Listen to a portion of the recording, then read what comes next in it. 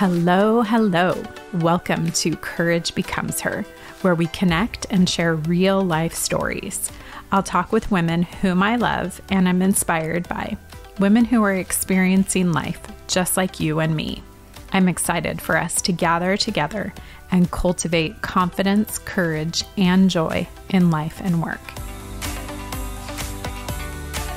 Hello, friends. Oh, well, how much fun is this? We have a bonus episode today for Courage Becomes Her, and I have Jennifer Dukes Lee joining me. Jennifer is a best-selling author, thinker, and question asker from Iowa. Her friends say that they're scared to be in a room alone with her because they will end up telling her things that they never intended to say. Jennifer says she is both proud of that fact and also a little annoyed at how nosy she can be.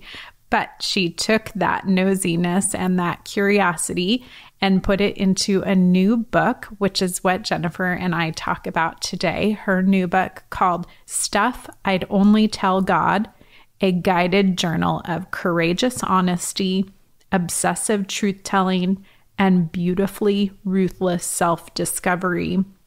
So I am just so grateful for this conversation today with Jennifer. It is super fun. We talk about curiosity, the value of reflection and introspection and journaling, which you have heard me talk about in so many of our conversations and episodes. And we also talk about what it looks like to try to get comfortable with being honest and being authentic, especially in the face of criticism and social media, when people can just throw up these comments about you with, no sense of how they might be hurting your feelings or wounding you in some way or another.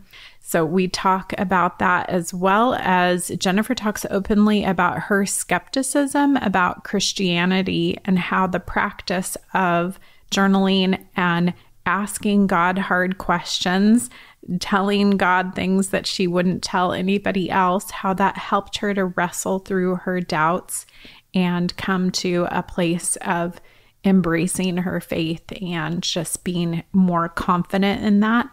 With our culture and how much there is going on right now about the thoughts around our faith, deconstruction of our faith, I think that what she shares in today's conversation is just so applicable to that and helps us have a way to work through some of those doubts, work through some of those areas where we're uncomfortable, with our faith or aren't sure what to believe.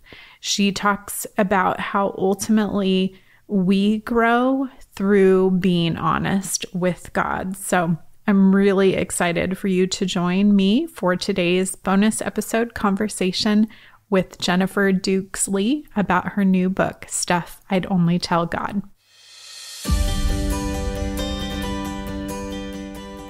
Jennifer, thank you so much for joining me for this bonus fun episode of Courage Becomes Her. I'm really delighted to have you with me today. And I think it is going to be fun. I'll bet we go deep, but I bet we're going to have some fun. I just know it. Yes, I agree. So we're going to talk about your book here in a moment, but let's get to know you first. So where is home? I'm in Iowa. I'm on a farm in Iowa, and my husband and I have about 600 to 700 acres of corn and soybeans. Wow. And we have our fields planted, and we're waiting for God to grow these seeds into a good crop and harvesting in the fall, of course. And we also have a lot of little pigs in the barn. They were just loaded into the barn yesterday and today. So that's kind of an exciting time on the farm. Wow. Yeah, so Scott's planting seeds into the ground while I plant seeds with words. So that's what I do. I'm a writer here on the farm, and I'm an editor, and just really enjoy creating content that I hope brings people closer to God. We're also parents. We've got a couple daughters. One's in Oxford, finishing up a course of study in the UK. And then our other daughter is in Guatemala on mission for 2 months. And she turned 19 years old while in Guatemala. So at the moment, we are very, very, very empty nesters. Yes, you are. Wow. They really flew the coop. That will make for a very interesting summer for you Yes. guys. Yeah. Wow. Oh gosh. Well, thank you for telling us just a little bit about you for your life overall. Appreciate that. So, one of the questions that all of the Courage Becomes Her guests answer is, what is a current obsession of yours in any genre? Oh my goodness. My current obsession is birds and an app that I have to listen to Oh, birds. It's like I am bird watching years old now. The kids are out of the nest, yep. and I don't know because I'm trying to fill the nest. I'm like paying more attention to birds. I have no idea, but I am literally like obsessed is the perfect word. I got my first, this is a 1 month old long obsession. Okay, so this is Okay. new. New It's obsession. it's a Yep. new obsession. And so my kids and my husband got me a bird feeder. I have just one bird feeder, but I love it. And then Wow. so this app is so cool. It's the Cornell Bird Merlin app. And you can go outside and you start to record the sounds of the birds, and it Oh, immediately tells you that's a goldfinch, that's a mourning dove, that's an American wow. robin. It is wild. It is so cool. So, yeah, I went out yesterday on an afternoon walk and I found 10 different birds in the yard. 10, I Oh didn't my see them gosh. all, but I could hear 10 different birds and they were all identified. So, yeah, I'm way into birds. That is so lovely. And it cracks me up. Like, there definitely is something about like moving to a certain age that, like, now all of a sudden, like, I think I saw Shauna Nequist post about it, and her bird watching Oh, these really? days as well. Yeah. Like, it's something that seems like more and more of us are doing. And I have a TikTok gal that I follow that she has her cam set up over her little feeding station, and she puts the names of the birds that come and shows if it's a male, if it's a female. So I'm totally on board Oh, with you're your gonna have obsession. I love to it. send me that a link to that TikTok gal. Woo. It's a good one. It's a fun one. All right. What has filled your cup in the last day or so? Oh man, what has filled my cup in the last day?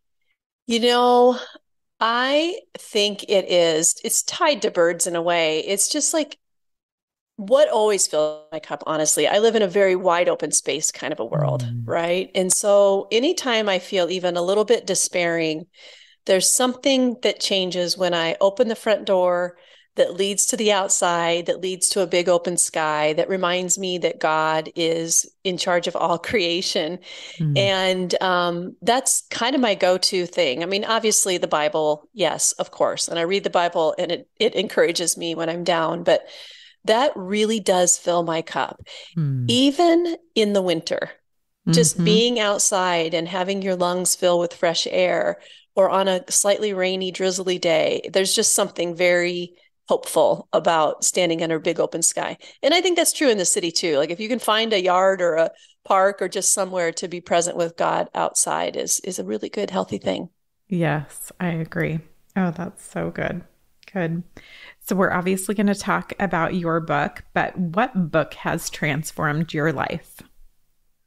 Of someone else's? Yeah. Well, Uh, it can be one of yours if it's a book of your own that no, transformed your that's life, okay. Well, because I I mean, they know that have. happens a lot for Yeah, I authors. mean, all of Yeah. my books are drawn out of study. But because we are going to spend some time talking about one of my books later, I think it would be nice to for me to mention a few that have impacted me greatly. Mm. Um, and this is outside of the Bible again, because that's the obvious answer. Yes. Like, Yes. obviously, that's my number one.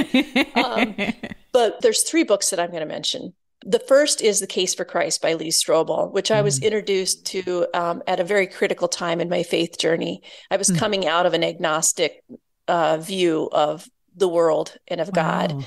And it was one of the tools that God used to bring me back into a saving faith. And so someday I'm going to tell Lee Strobel what that book means to me. The Wow. second book that means a lot to me was actually written by a friend who is also a farmer's wife. It's called 1000 Gifts by Ann Voskamp. Yes. And I have been able to tell her how much it means to me. And Ann Mm. herself has been very instrumental in getting my own career going in book writing. So I'm grateful to her for many, many reasons. But even if I never knew her, that book, 1000 Gifts, changed the way that I view gratitude. Yes. And then another book, the third one, again, these are all kind of old school books, but I still think they have a lot of value, was Blue Like Jazz from Donald Miller. Yeah. And it was one of the first kind of memoirs. It was probably the first memoir style Christian book that I had read. I just wasn't picking up Christian books. They didn't interest me. But there was something very real, vulnerable, relatable, and authentic. And he approached God and questioning who God is and just questioning a lot of things in a way that gave me permission to do the same. It was just super refreshing. Now, it may not seem like that because there's a lot more books like that that are on the marketplace over the last 15, 20 years. But I sense that it may have been, kind of an early adopter of that approach. And it's just, it just gave me permission to explore my faith in a kind of a different way. That's so good. Wow. I love that. And I love all three of those books. I would definitely agree. Those are all really, really good ones and have been instrumental in my life as well. So impactful. Thank you.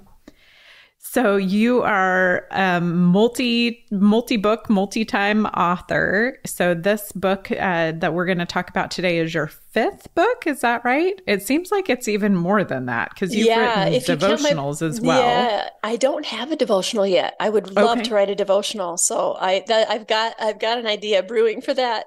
But I've written 4 books, 2 Bible studies. Okay. And then this one is my 7th. And I've not done nothing that I've done before is like this. Nothing. Yeah. Oh, so good. Okay. So it's called Stuff I'd Only Tell God. And you say that it's a guided journal of courageous honesty, obsessive truth-telling, and beautifully ruthless self-discovery. Wow. That is just amazing. And I love that so much. So tell us a little bit about why did you write this book? Because as you just said, different from anything else that you've ever written. So what's your why behind it? Yeah. So the thing that makes it different is that it is a journal. It's thousands of prompts for you to process your own life, your past, your people, your present, your future, and all those kinds of things. And any other book I've written is a typical trade book with, about 55,000 words that takes you on a journey. But this time the book is your journey or whoever's picking it up. It's like, it's your time to explore your life. So I keep saying, I didn't launch my book. I launched yours because it's going to look very different for whoever picks it up. The reason I wrote it is that answering Jesus' questions of me and asking questions back have been a critical part of my faith journey and formation.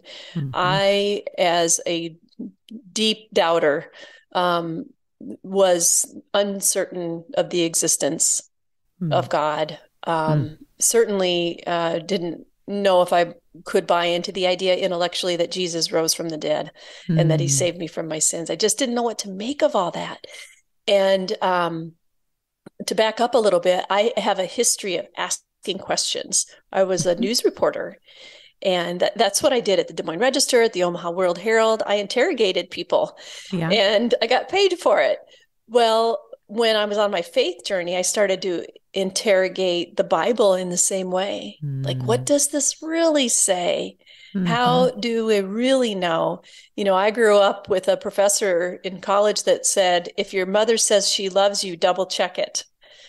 So, wow. Okay. Right. So I had to make sure and verify and make sure these things were right. But I mean, that's pretty good when you're a news reporter, but it can be really hard when you're on a faith journey. In the end, though, the questions and the interrogation of the Bible and asking God some really hard things that where I was confused is what led me to the feet of Jesus. Like, it was so unexpected and so beautiful.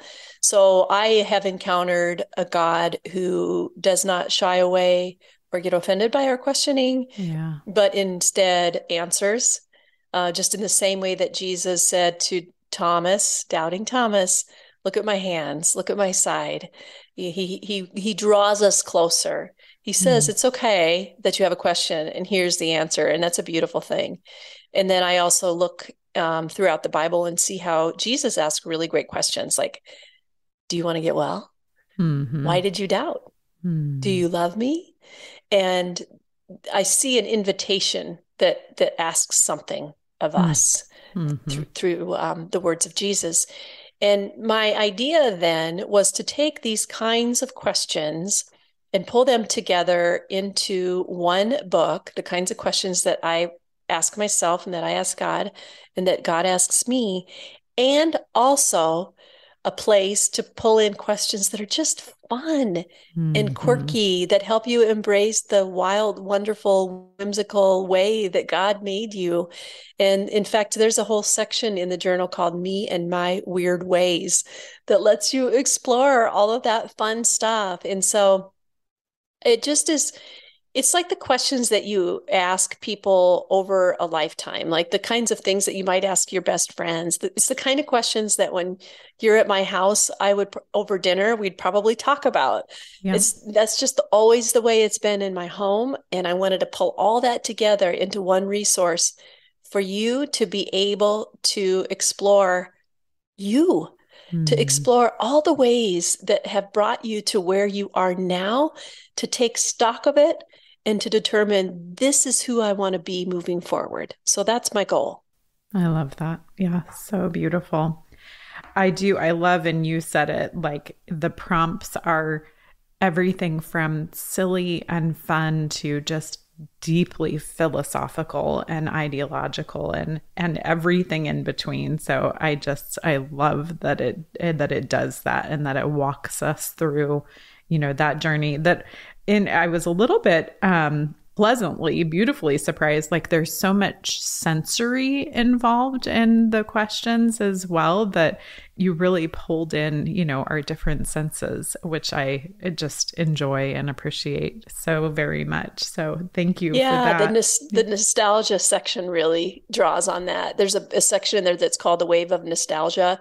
Like you taste a cinnamon roll and then you're suddenly like back in grandma's kitchen, or you hear a Uh-huh. love song and all of a sudden that affection comes rushing in once more.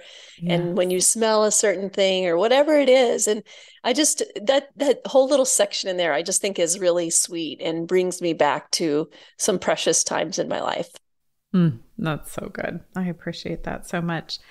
Okay, so I want to dig a little bit deeper in what you said about being a deep doubter and wanting us to be in this place of being comfortable with saying these things to God, asking these questions of God. So, in your journey, like, how did you make that leap, that transition, if you will, of moving from a place of, I'm in this place of deep doubt. Now I'm actually taking it to God. So, what was that in between of getting you to a place where you were comfortable with presenting your questions to God and kind of going to God?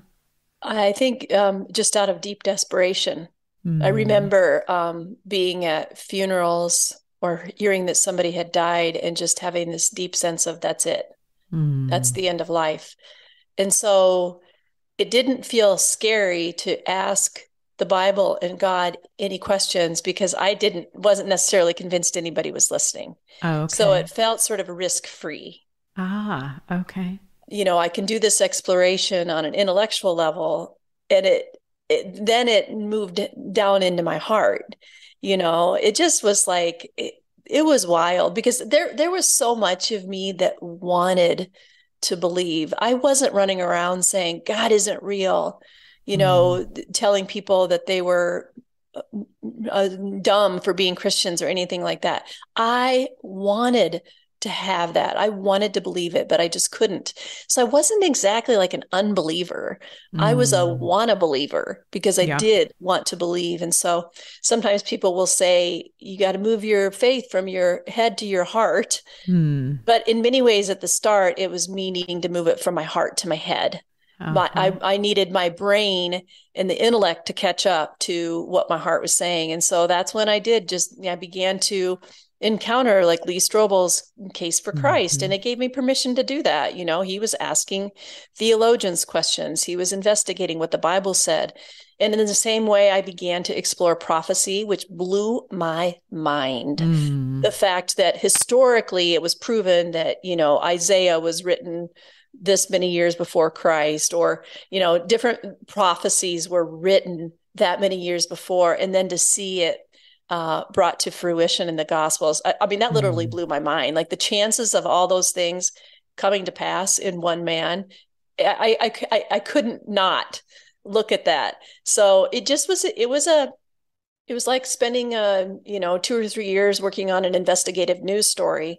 Yeah. Only it was the most important news story I'd ever covered in my whole entire life. And so now it's like God turned me from a newspaper reporter into a reporter of is strictly the good news of Jesus Christ. Yeah. So I consider myself now a good news reporter. I mean, this is so wild. Like, I didn't even used to necessarily believe in him, and now he's like my best friend and the CEO of my ministry.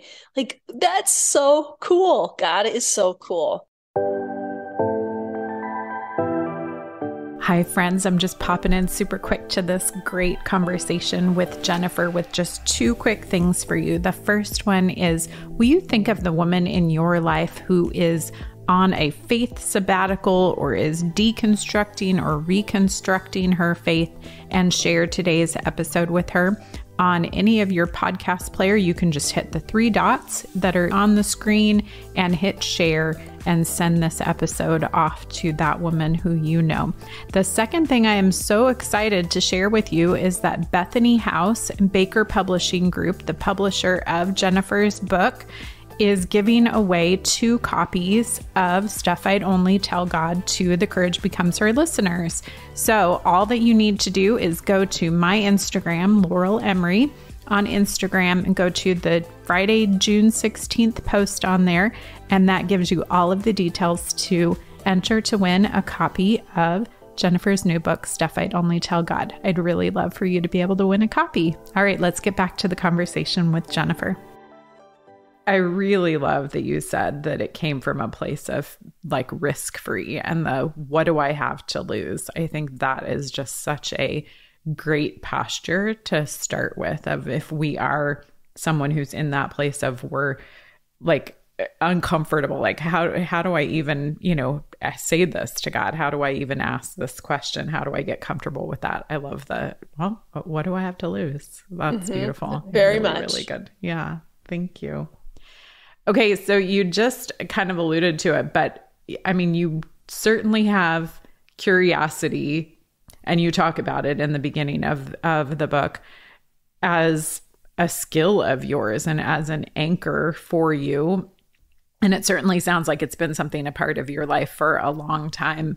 But I know from, my profession that curiosity does not come naturally. Like, it is something you have to cultivate. And a lot of people aren't naturally curious. So I'm curious for you, like, how did you come to be a curious person? And how would you encourage someone else to learn how to be a curious person? I think, honestly, that God made us inherently curious. Okay. I think he made us to be looking around at what he made and who he is. Otherwise, it wouldn't, otherwise he'd make it so obvious, like what, he would stand in front of us right now, telling us exactly what to do.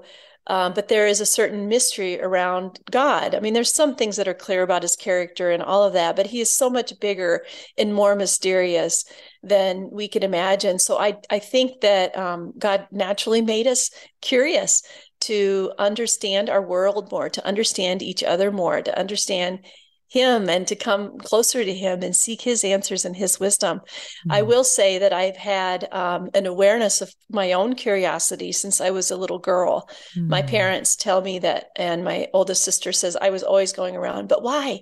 Mommy, why? Can you tell me why? Why does the tree grow like that? Why does this happen with this person? There was just always that curiosity. So that became a wonderful characteristic when I was into my news reporting phase of life. Mm. So I get that I've been nurturing the creativity or the curiosity part of my life for a long time. But I think just like anything, most people as children are curious. That's why they do things like, run out into a street or, things that may be kind of dangerous. But over time, that bit of curiosity gets stuffed down, or, just in the same way that our playfulness gets stuffed down, or certain kinds of creativity, things that are normal for a child, as we grow up, it is sort of stripped away. So for somebody who's wanting to tap into that bit of curiosity, it can be a good place to start with journaling, not necessarily just my journal, but any kind of journaling, to be curious about things, to write down questions that you have about the world, to write down things that you've discovered lately that were surprising or interesting to you. What are the things that bring you joy? What are the things that you're grateful for? How have you changed over the last 5 years, 10 years, 20 years? Be curious about your own life. Be curious about other people. For the people that are in your life, that come and go through your life, to spend time and ask them questions and be genuinely curious about them. Those are the seeds of the beginning of a really wonderful relationship, potentially, when you have that level of curiosity. So God has given us plenty of opportunities to be curious without having to, get on a plane and see something new. We have an opportunity to be curious right in our own communities. Yes. Yeah. Oh, that's so good. I love that. So I think all of that is so true, but we also live in a culture that is so obsessed with busyness and productivity and activity that, like, it's not natural for most people to be reflective, be introspective, to take that time to nurture, those elements. So what would you say to help us to find value in doing those activities and to, to focus on reflection and, like you said, through journaling and just general introspection? That level of introspection is noticing I'm coming at this from a Christian worldview. But as a Christian, it is indeed bringing me a level of understanding of myself. But it's so much bigger than that. When I write in a journal or I reflect on my life, it is me saying, God, I want to have a conversation with you about this. So everything I write down in a journal is a conversation really with God. Yeah. And that always leads to intimacy with God. And I don't know a faithful person who doesn't desire to really know God more. Sometimes we don't do the things that it takes to get there. I've been guilty of the same thing.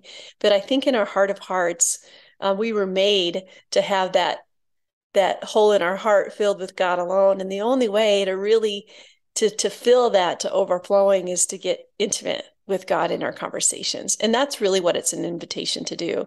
An invitation into self-discovery is an invitation into God discovery, the God who created you. So not to see it as something that's wasteful or taking away from the most important things in your life. In some cases, it is the most important thing in your life, and it will inform and strengthen you and help you interact in your world a lot more effectively than if you didn't do that first. Yes. Yes. Oh, that's so good. You were speaking my language. I just love that, of just focusing on, it's an invitation more to discover God, and we just discover ourselves along the way. That's right. It's beautiful. Well said. So well good. said. Okay. So you do talk about courageous honesty, obviously, is one of the parts of the book, or the tagline.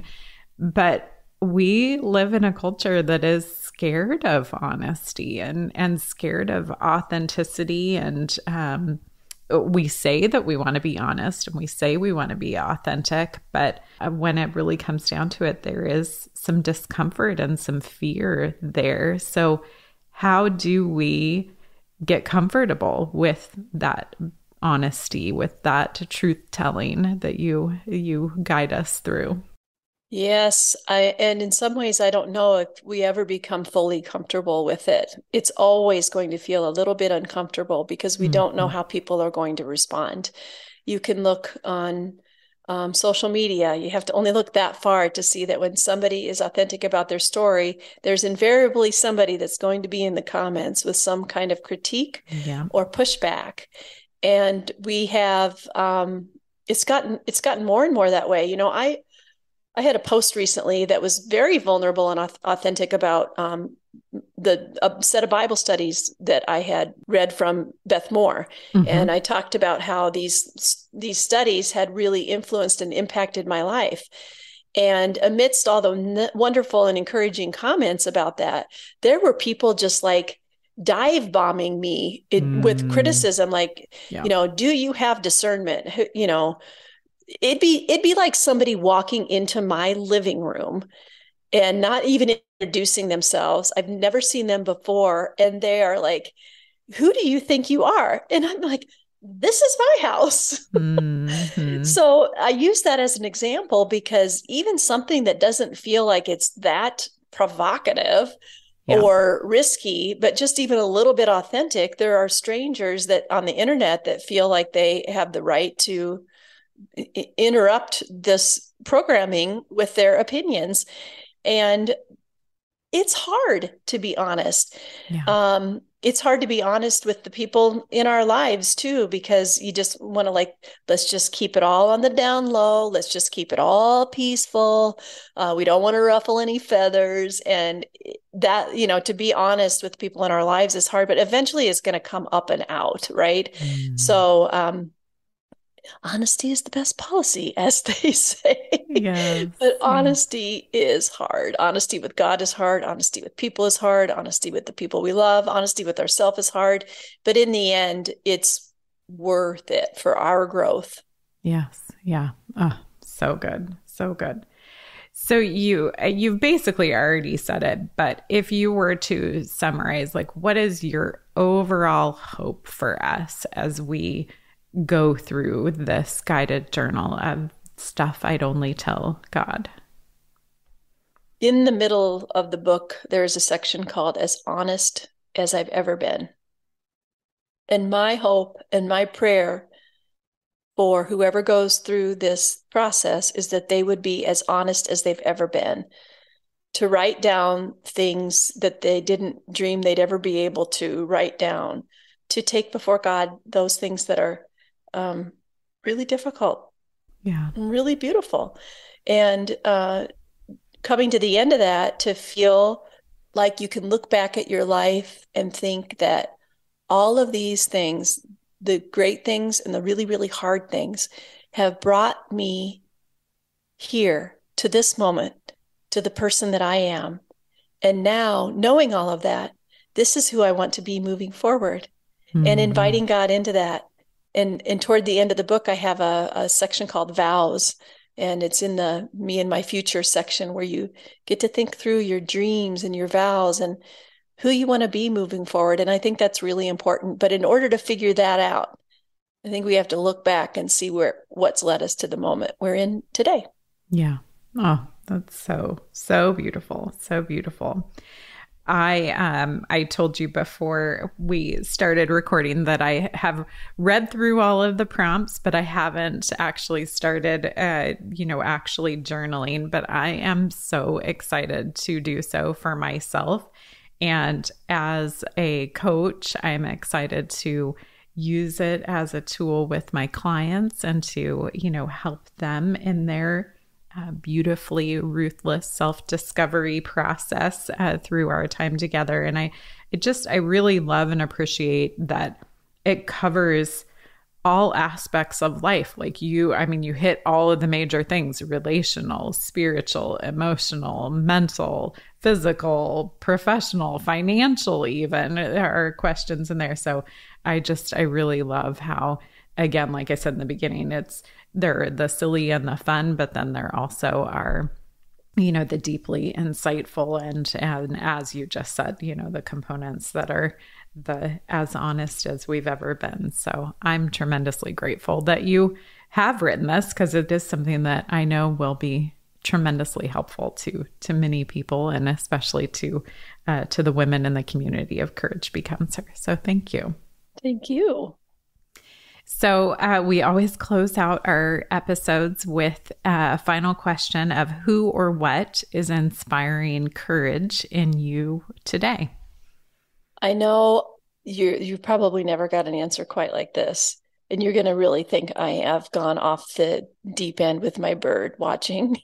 I mean, on the other hand, Jesus says, look at the birds of the air. That's right. Yes. Yes. And so just this simple act of watching birds and singing their songs, even like in stormy moments, and how they have different songs for when they fly, and different songs when they're calling the roost home, and different songs when they're just simply being birds, and different songs when they're hunting for food. And they're just a courageous, they're just these little tiny fragile things with so many things that could hurt them. And, there's this little bird called a killdeer. It walks around on the ground, and if it thinks you're getting too close to its babies, it will pretend like it's got a broken wing. Oh. So you will go after it instead of the babies. Okay. Yeah. That's courage, right? I mean, that's so cool. Amazing. Like willing to be like go up against a human, which is like 1,000 times bigger than it is, all for the sake of protecting the babies in the nest. So many, many lessons from the birds. And Jesus says, look at the birds of the air. So you know what? I'm just trying to be a gospel girl over here with my bird watching. I love it. Well, thank you so much for joining us today and for writing Stuff I'd Only Tell God. Really appreciate you. Thank you.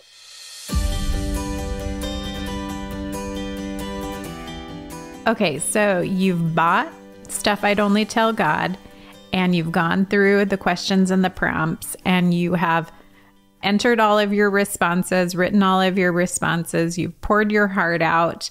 Now what? Jennifer and I don't talk about it in the conversation, but in the book, she talks about, okay, here is maybe your opportunity to burn the book, shred the book, get rid of it, do something with it if you're not comfortable with having it.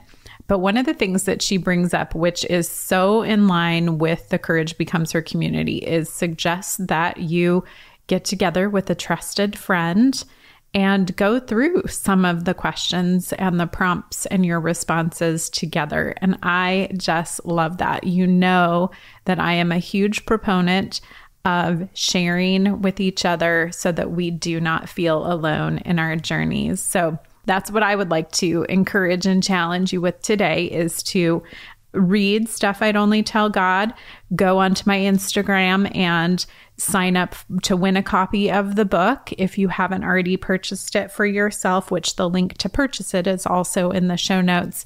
And then encourage a friend to do so, or maybe gift the book to a friend as well, and talk through some of it together. Talk through the parts that were more difficult, or that you maybe even didn't have an answer for, and why you didn't have an answer. Just use it as an opportunity to open up with a friend and to just share with.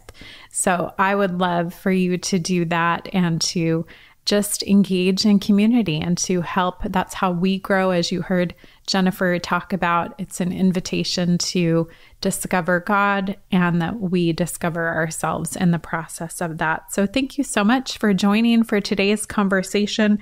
Please connect with Jennifer. Her website, Instagram, Facebook, all of those things are in the show notes, and I know that she would welcome you to join her community. So thanks so much for listening to this bonus episode with Jennifer Dukesley.